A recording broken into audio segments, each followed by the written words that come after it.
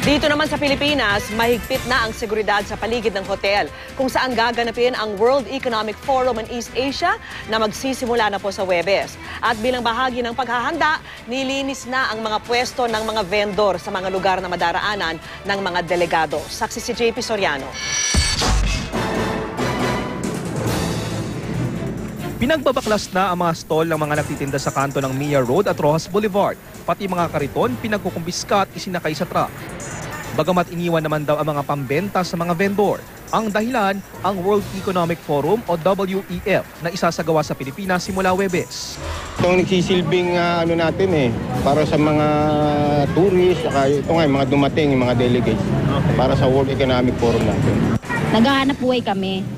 Dapat ang sinasabihan ng mga ganun, yung mga magnanakaw, hindi yung kami naghahanap buhay. At ang notorious na traffic ng Metro Manila, hindi raw mararanasan ng mga delegado sa Ayala Avenue dahil bahagi ng southbound ito ang isasara bukas mula alas 3 ng hapon hanggang alas 10 ng gabi.